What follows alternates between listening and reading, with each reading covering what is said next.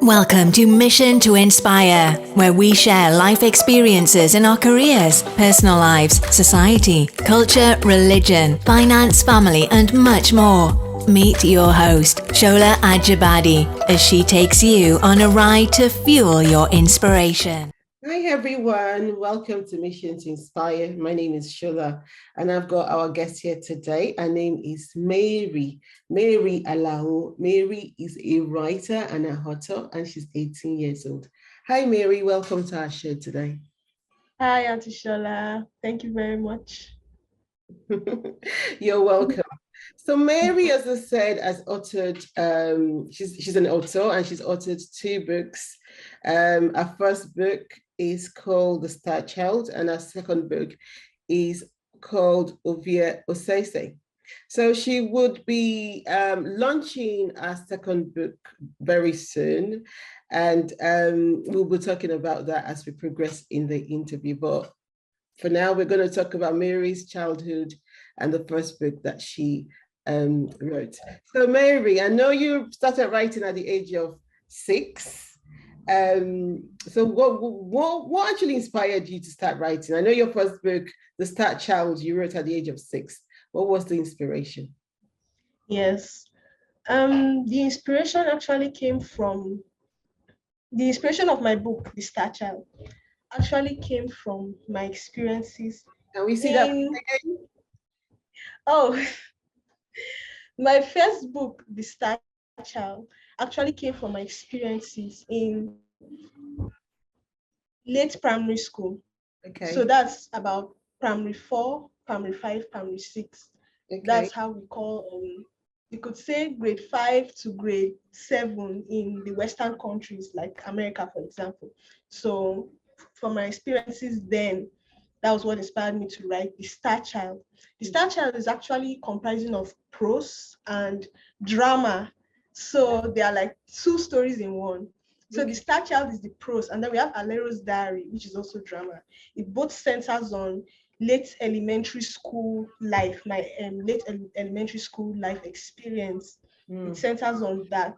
It centers on the experience, the bullying, and all that, and just trying to pass and like stand out. And at that age, especially trying to find your ground and talent, trying to just know who you are and know what you are going to, what career you're going to delve into, figure out what you're good at, what you're going to follow, the passion or the road you are going to take in life.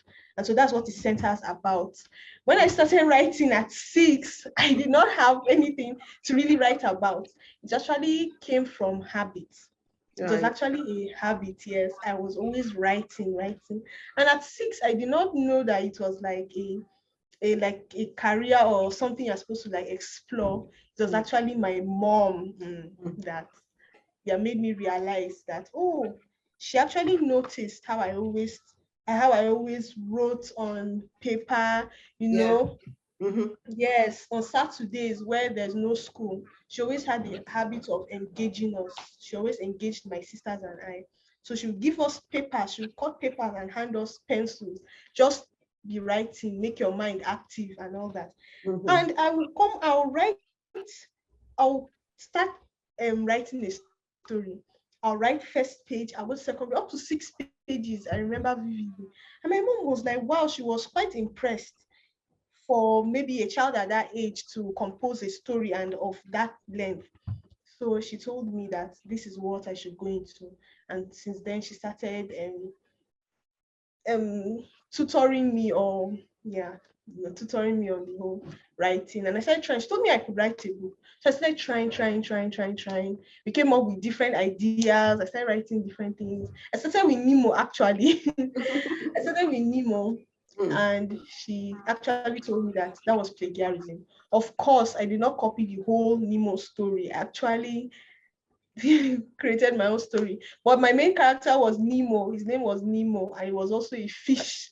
So my mom was like, that's plagiarism. Like, find your own. So that was how I started. I wrote this book at age 13 and launched it at age 13. That was in 2016. actually. Okay. So you were 13 years old when you took the cover picture of that Yes. book. Yes. Okay. Yeah. Oh, that is so great. That's so great. So that book actually comprises of 2 stories. Yes. Yes. Okay. So the Star Child, and you said there's another one. What's the other? Alero's Diary. Yes, Oh, that's written in drama style. okay. Yeah. Ah, So okay. you could And see they, here acts and scenes. okay. Yes. Right. Okay. And they are both centered around bullying. Yeah, my experience in primary 4, 5, and 6, bullying was also part of it, Bullying was part of it, trying to find my talents, trying to understand and know who I was. Right.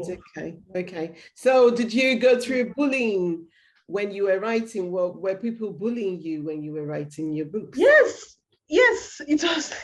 It was not even like one particular bully. Like people always like just said mean things, made mean comments. I just know that my classmates weren't the kindest. That's all. Really? Yes. At that tender age? Yes. Wow. Yes. Wow. Yes. That is so, I don't know, but it's, I won't say surprising because all the pranks that goes on when you're young and all the competition and all of that goes on when you're young. But I don't think people should bully you for writing because I think that's talent. Yeah. They didn't bully me for writing per se, but they made me things like you like what you were proud of. Let's say you wrote something down or your work in class. They'll just make comments like it's not even that fine or it's not even that good. they never said anything nice. Like you can't show somebody, oh my god, look at that, and you're like so excited to like show them, and somebody's like, oh my god, it's so nice. I never heard that. No. Maybe a little bit of jealousy there. Yes, definitely. They'll either try to like what's up you, like try to do like that thing that you did, then the next day somebody comes and does it, and that this person is copying and is trying to show people that and trying to show off, but trying to show that okay, they can do it better than you. Yes, exactly. Those are the pranks at that age. That competition. Okay. Yes. So, but that did not stop you from writing your second book. No, that didn't stop me at all. Which is good. So what inspired you to write your second book amidst all your trials? Because, for a young child that went through not being accepted at that age as a writer, as an author, it's one of those things that can put you off and you wouldn't want to write. And Exactly. they normally want to belong, they want to belong and they don't want to offend their friends or their mates. Exactly. So write your second book. Yes. Yeah. Oh, what inspired me to write my second book is much more complex than my experiences. Somehow I was able to come out of that bubble of my experiences, and I actually it started with me writing about my culture. It started with me writing about my culture, because when you look at the book, you see the title, Ovia Osese, Tale of an African Spirit Warrior. You see the title. Ovia Osese is a festival held in my hometown, over in Magongo, yes, Kogi State of Nigeria. Okay. So it's a festival, yes, celebrated yearly to celebrate puberty and maturity in young girls. It's interesting to know that before, at least they've stopped doing that. Before, the girls that just attained puberty actually parade the village naked during the festival. Yes. Seriously? Yes. So when was that stopped? Oh, it was really recently, but I don't know the exact year. Yes. Recently? You mean as in 2, 3, 5 years ago? Like 10 years ago. 10 years ago. Okay. Yes. It's still recent, yeah. Yes. Mm. Yes. So I started writing about my festival, because what my mom actually told me was, she told me, good job, I've published this one. She told me that my next one should be about something about Africa. I should try and inform the Westerners that don't usually get to see a lot and read a lot about Africa. Because some of the things they even portray in the media and everything, the movies, is not even exactly how Africa is. I think there's a misconception, or people just have an idea of what Africa is. People in the Western world, yes, they just have an idea. They don't really know what Africa is. So my mom encouraged me to write something about Africa that will inform the Westerners more about my country and Africa and the African continent. Yes. So I started thinking in that line. And actually, I did face a lot of challenges. Actually, I did face a lot of challenges, and though people did not, nobody really told me to my face, but the comments. Some people, I will hear some people say that, see what this person says. This person is saying, look at what you wrote in this place. Look at what you wrote in this place. Look at, she cannot even construct this sentence. Cannot even. That's what I heard. Such things people told me. Yes, yes, and even when writing an arts competition was coming up in Kaduna, where I live in Nigeria, Kaduna State. Yeah. One of the organizers actually came to my secondary school and was like that. He saw this book on my English teacher's table, and he was like that, who is this girl that he wants me to be in the competition? And she plainly just said, no, I couldn't be. She just said no. He said, okay, that okay, they should call my parents. They just said no. And any reason why they said no? There was no reason. Even when Faith actually brought my mom and I to the man, because somebody actually saw the competition and was like, this would be good for Mary. Mary has written a book, so you should put her in. So when my mom inquired of the festival, got the competition, not a festival really, the competition, and got the man's number, and then he came to the house, and my mom was like, look, she has even written a book. He was like, I've seen this book before. That's how he told us the story about his encounter with my English teacher, and how they just plainly refused to give him my parents' contact, to let him know me or to get in contact with me. It was like, I kind of feel, I don't really like to infer, but I kind of feel they knew that the book, what I've done is great by God's grace, and that it could take me far. And human beings with our little brain, they were trying to actually stop that, but you can't actually stop that. You can't actually stop that. People cannot be in control. That's what I know. People cannot be in control of your destinies, no matter how they try. It's going to be like the Joseph story. His brothers Joseph from the Bible, tried to copy his shine, tried to copy his excellence, and in the process they pushed him to his greatness. So that is also what I want to tell people out there, that don't be discouraged when you see people trying to curb your talents or like take you away from your destiny. Just laugh, because from there they're actually going to push you to that place that God has kept for you. And that's one of the things that has kept me going to even write my second book. And it was the same year I published my first book, The Star Child, that I started writing this book. And like I just said, my mom actually encouraged me to focus on the African line. And the inspiration for this book came actually in a funny way. It was actually in July 2017. So yes, I was in JS3 at the time. Okay. We're preparing for junior WAEC exams. Okay, yeah. So after the exams, my school kept wanting us to come back to school, just so that we won't be idle at home. Right. Before the main long vacation. That was in August. So they kept telling us come to school. So we'd come to school and write tests upon tests. So this day's own was English. And my English teacher walked in and said that we should write an essay. The essay could be a letter, it could be an essay, and it also could be a short story. Yes. I chose a short story. I was so tired by the way it was hot. Mm.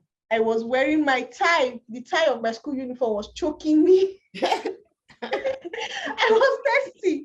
It was already like 2 p.m. in the afternoon, so you could imagine I was hungry on top. Yes. So I could just remember when this lady walked into the classroom, I was so depressed because I said, what kind of essay, what kind of story am I going to write? So I started writing, thank God. So as I was writing, the inspiration started flowing, and I actually ended up writing about a festival. And I remember actually as I dropped my pen down after writing the short story, I thought to myself, I said, this is very good. And now I'm going to submit this story. I felt like I shouldn't submit it, but I had to submit something. Okay, yeah. So I ended up submitting it. And thank God, the next day she brought the marks. My score was horrible. So why did you say thank God if your score was horrible? No, I said thank God she brought back the marks. So I was like so happy to receive the script back because of what I wrote. Yes. I thought what I wrote was so good. So I got my mark. I can't really remember exactly what I scored, but it was so low. And she actually wrote like each parameter, if I could say, and like the sub score. So I can remember vividly, mechanical accuracy was actually 0 because I didn't even know what I was writing. I was so tired. My handwriting was so sloppy, and you could just imagine all the grammatical mistakes I was making. Oh my putting God. comma, putting comma where I was supposed to put full stops, and putting columns where I was supposed to put question marks. So you could imagine. Mechanical accuracy was 0%. I saw it, but I was so happy to receive my script. I went back home. I folded my script. I put it in my bag. So that 2017, my dad actually took my family on a vacation to Lagos. So I actually dropped the whole writing thing. I actually planned when I got that script. I actually planned to turn it into my next book because it fitted the whole idea my mom gave me, and she actually pitched to me, and the whole African idea, because I wrote about a festival. I didn't actually write about the actual Ovia Osese festival. In school. Yes, when I was actually writing the short story in school, I called the festival Marriage Supper Festival. That's what I actually named it.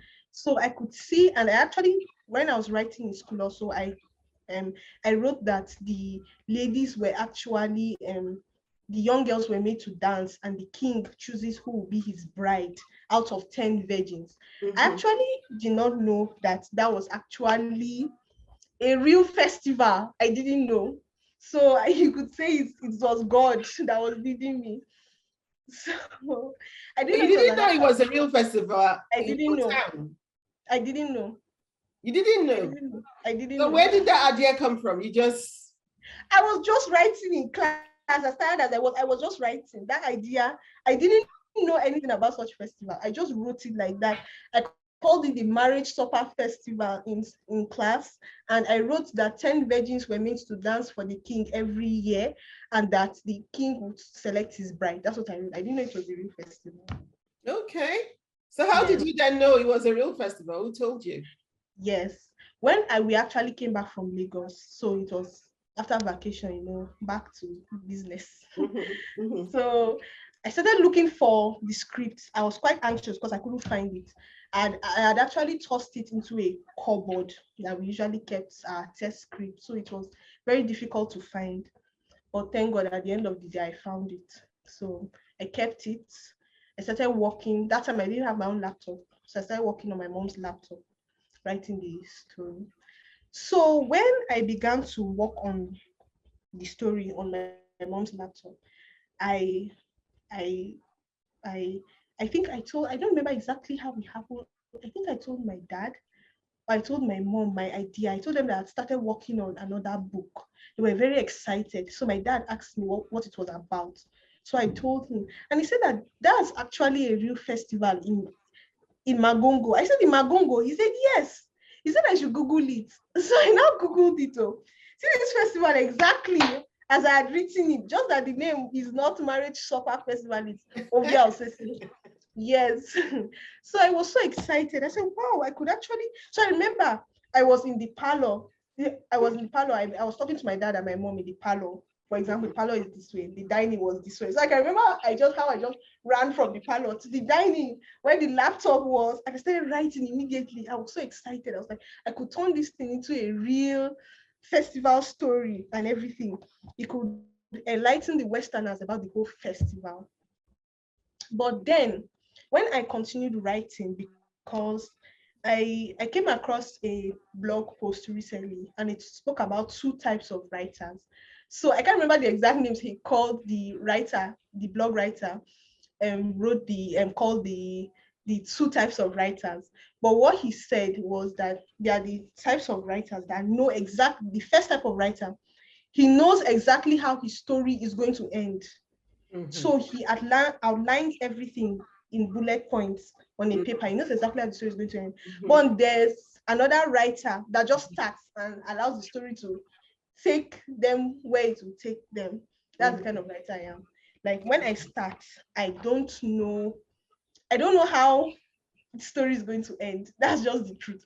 I just have an idea, and once I believe in my idea, once that idea intrigues me myself, then I know I can convince people that it can intrigue them. So once the idea intrigues me, I'm so excited about it, then I start writing. If I'm not excited, I'm not even also motivated to even continue it. But if I'm excited and motivated, and I know I could also convince people that it's interesting, it can also intrigue them.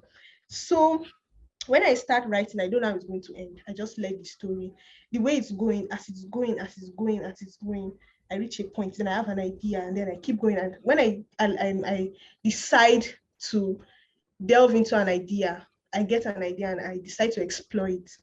Maybe I'm not going to take the idea, but I want to see where this idea is going to take me next. If it takes me to a good place, then I continue with the idea. If it doesn't, I debunk it, and then I think of another thing.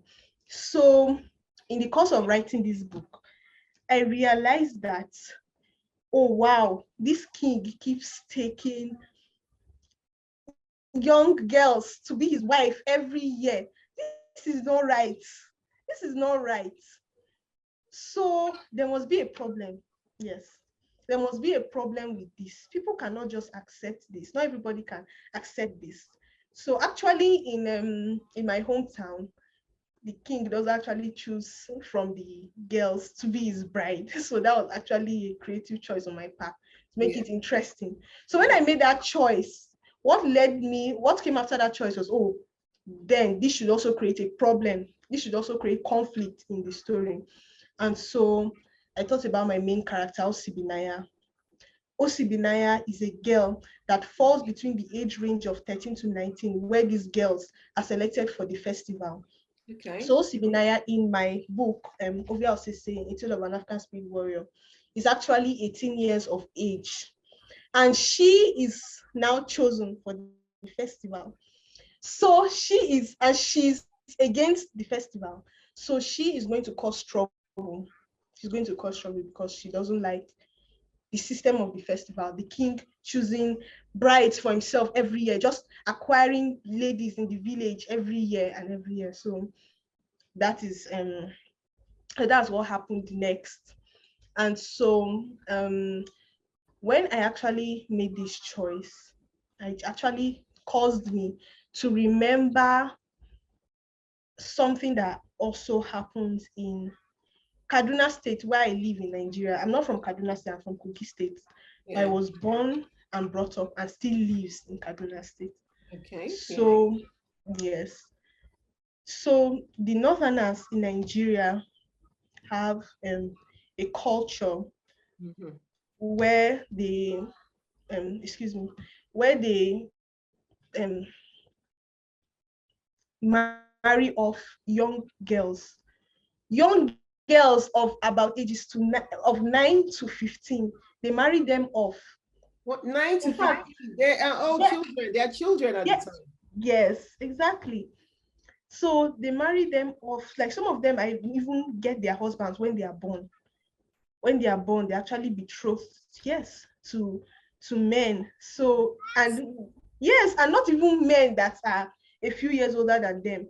A baby could be betrothed to a 40, 50-year-old man, even 60. Is not far.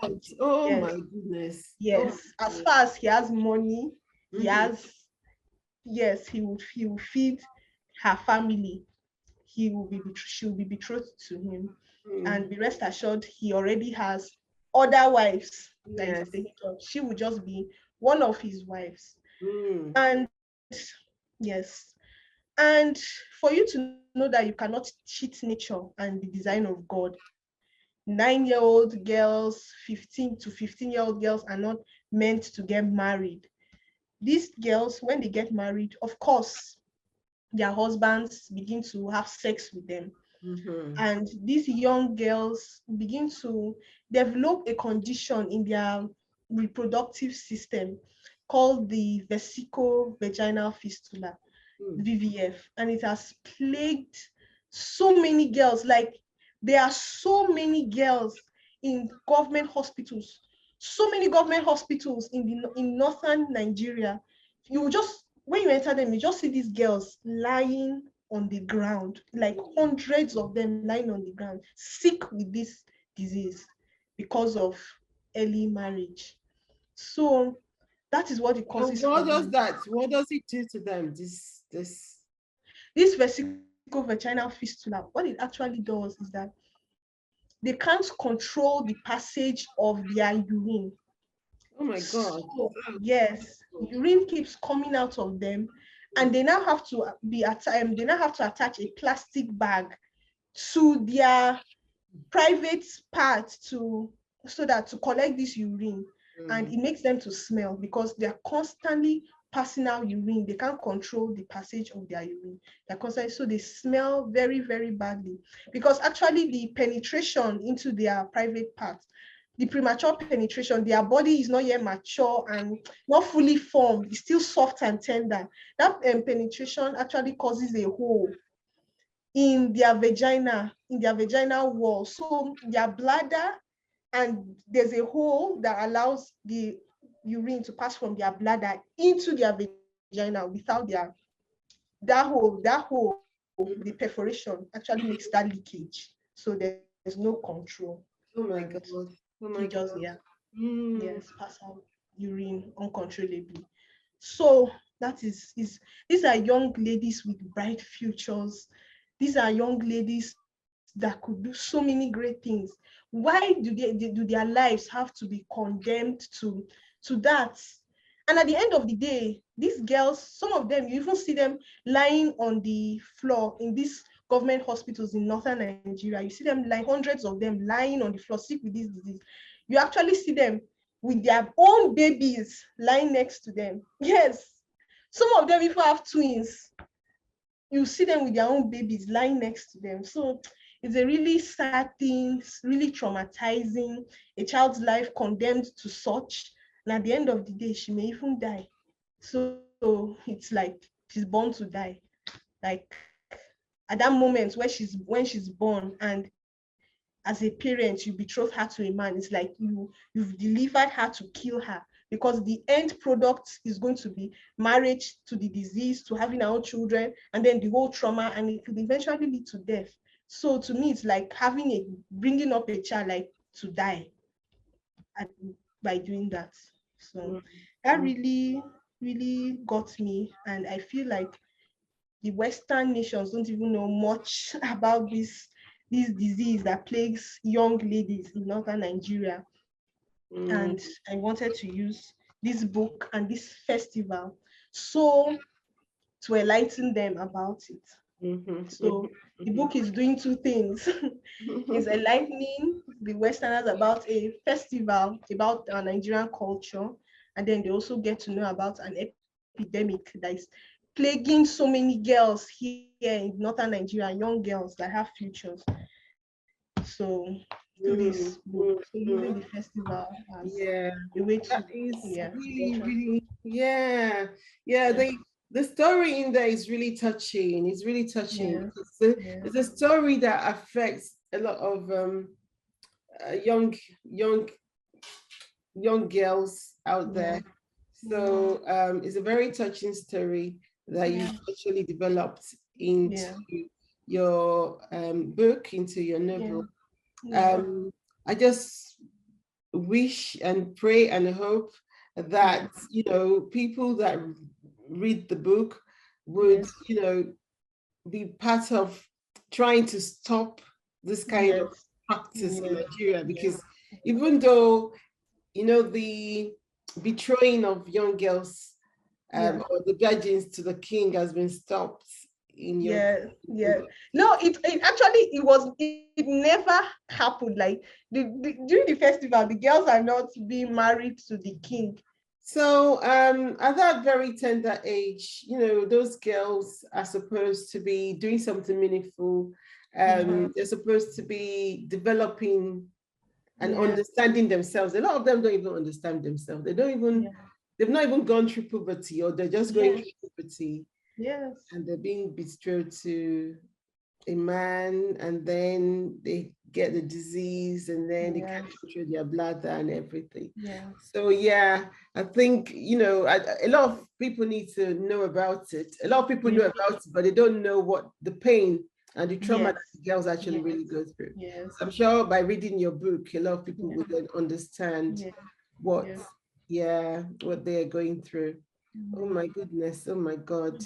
So from your book, I Yeah, know you've told us briefly what you want to achieve, yeah, but what do you want to, what is the message that you really want to send out there to people? Because you've told us what you want to achieve. So we know that yeah, you want the um the acts of betraying young virgin girls to young yeah, men yeah, to be stopped, yes, because that leads to mm, the disease that you told us about. yes. And what message do you want to pass out there, especially to young people?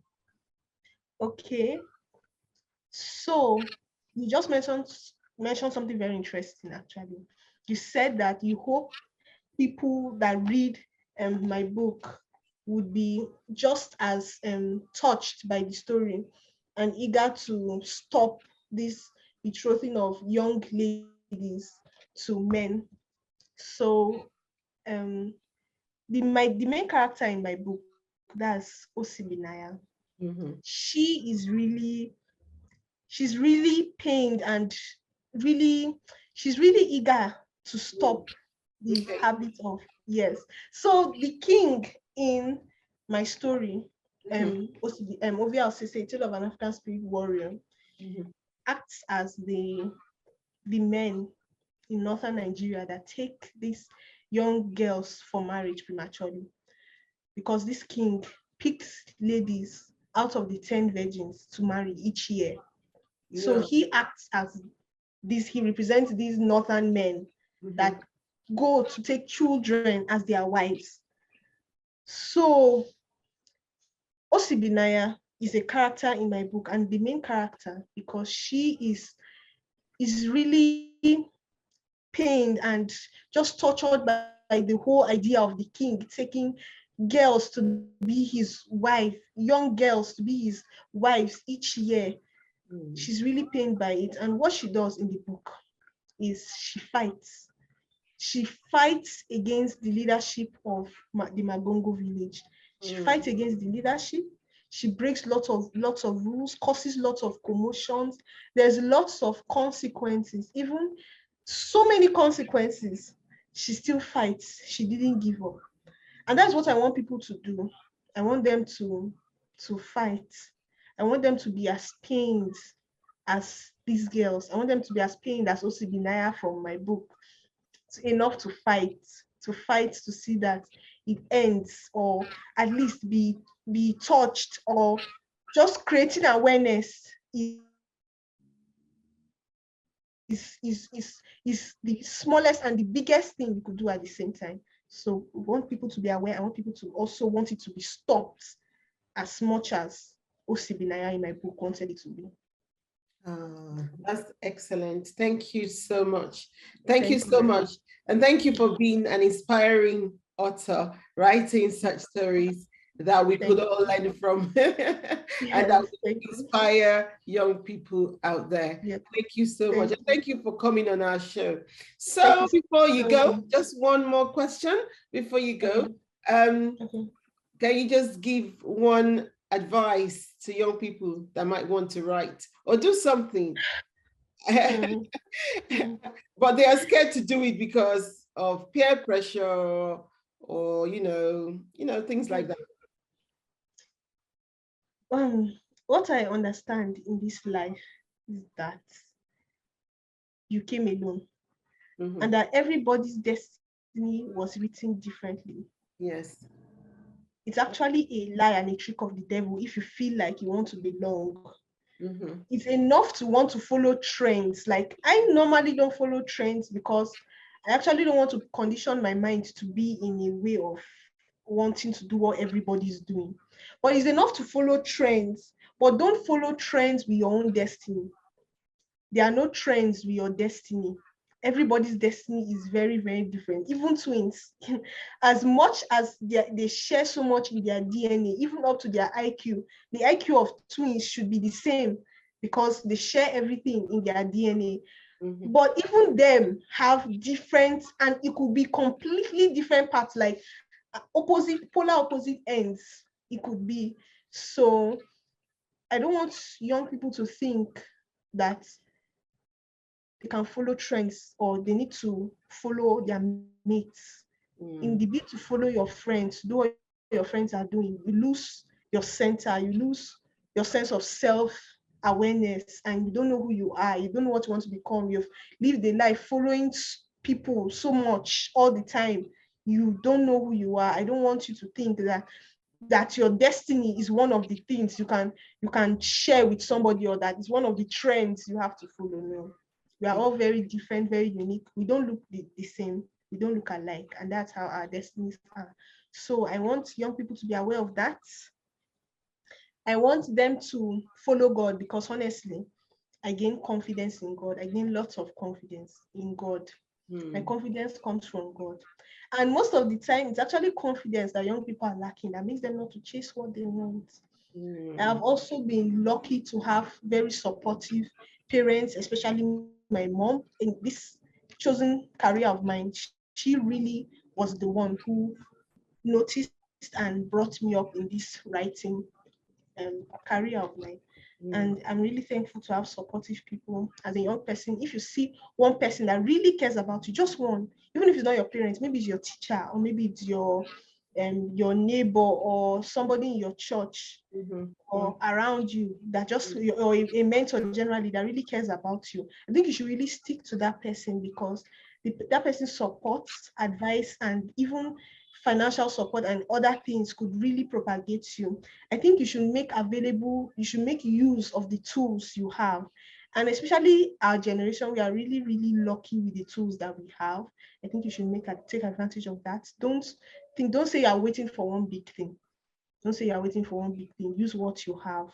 And then from there, you get the bigger thing and keep doing it. Just start. Is also another advice. Just start. Just start. I don't care about what people say. Just start. Believe in it yourself. You first have to believe in it before other people will believe in it.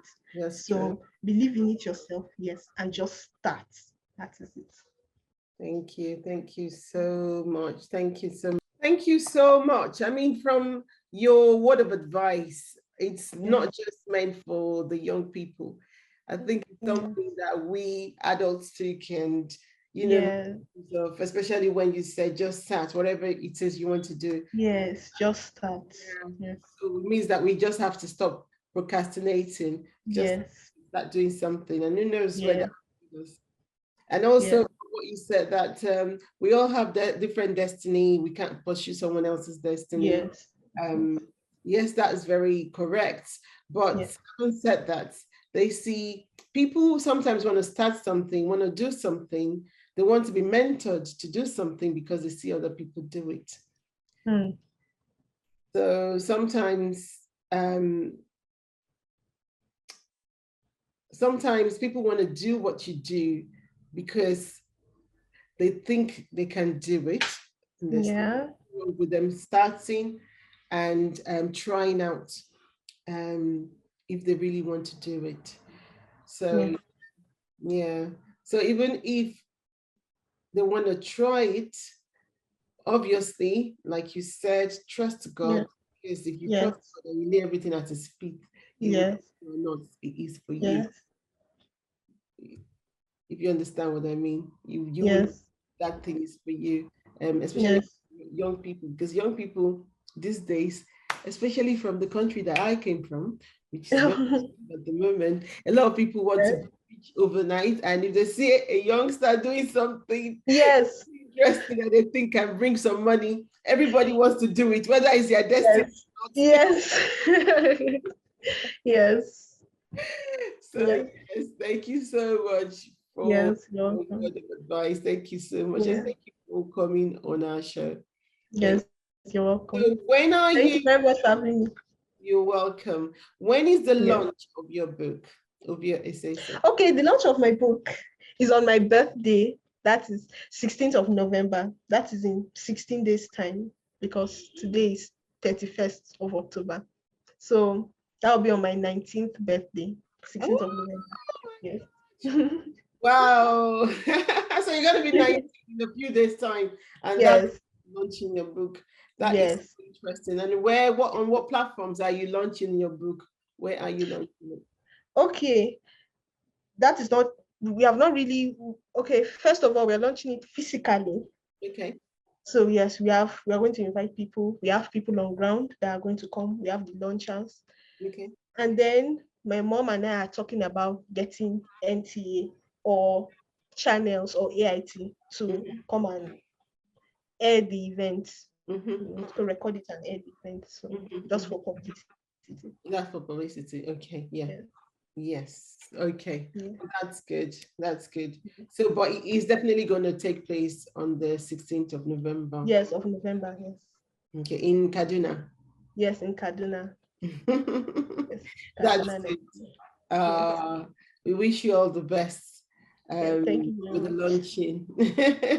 Thank you. We wish you all the best. So for people that might want to read your book, is it out for purchase at the moment?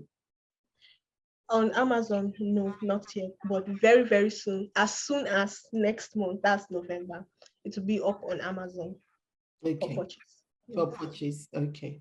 That is cool. But is there any other venue for people to purchase if they want to purchase? No, we are not planning on any other one except Amazon for now. Yes. That's really cool. That's good.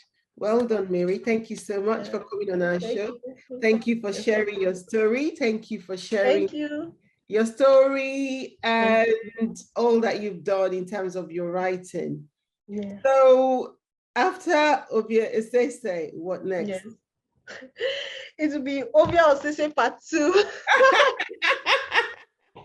Yes, that's part 2. Okay, that's great. That's great. And also, I think you should be looking into that book.